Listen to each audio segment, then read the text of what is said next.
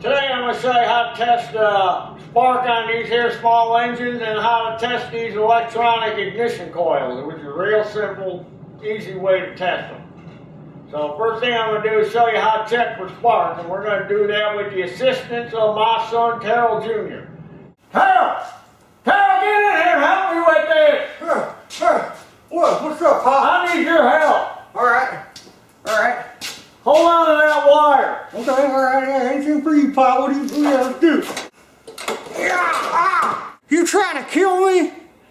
Do it again. Hey, you like that, boy? Yeah, that's like getting tasered. Hey, you like that feeling? Okay, that's one way to check for spark. You can use a family member or mother-in-law or little kid down the street you don't like. That's one way of checking, but another way of checking is with these regular spark testers. Now they make this one here. This is an inline spark tester. This one you just stick it in line.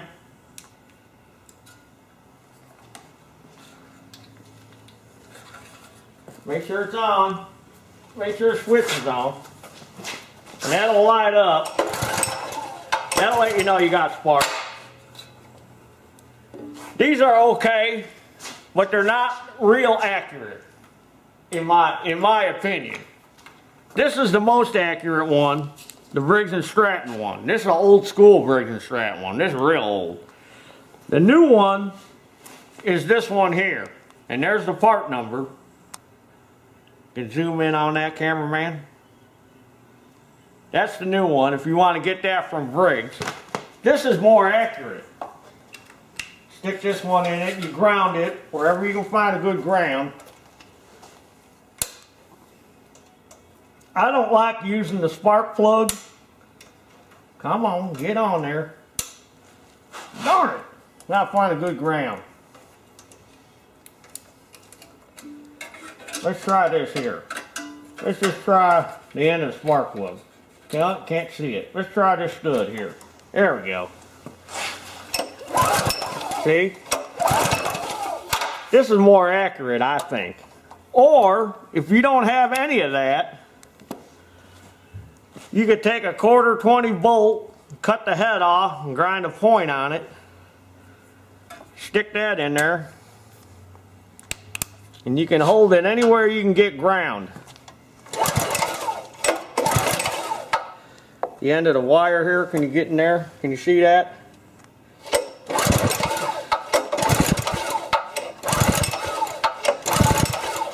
That'll tell you if we got spark. And if you're afraid to hold this, you can grab it with a pair of insulated pliers and hold it. If you don't want to get shocked. Now, some of the common problems with these coils. Come on over here, boy. Whether it be a Briggs & Stratton coil, a Kohler coil, Kroller, whether it be a Briggs & Stratton coil, a Kroller coil,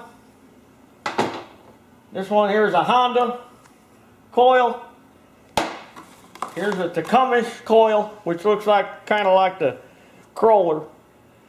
These are all electronic ignition coils. Now this is how you test these. It's very simple. This is where your kill wire goes. You unplug that wire. You check for spark by pulling it over.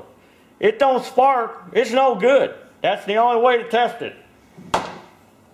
Same here. Pull that ground wire off. If you pull that off and it sparks, then it's your kill switch. Because all you're doing is taking a wire and going from here to ground. And that's how it kills it. Now you can do all kind of ohm readings and all that stuff. That's unnecessary. You just want to know if it sparks or not. It either works or don't work. Same with this, see? Single wire, pull it off. Don't stick 12 volts to this. You'll fry this thing. It'll smoke. So all you do, that's all that is. That's just grounding. If I took this and if this motor was running and I just went like this and touched that to ground, it'd kill it. Because that's how you kill it, just by going to ground. That's how simple that is. They're all the same, see?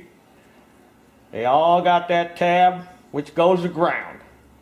So if you do determine it's a bad coil and you got to replace it, what you got to do is you got to set the air gap, they call it, when you put the new coil on. That's why it's slotted and that screws is sliding in and out. You just do that. If you ain't got a feeler gauge, you just use a business card. That's about thickness, 10 to 12 thousandths is all you need.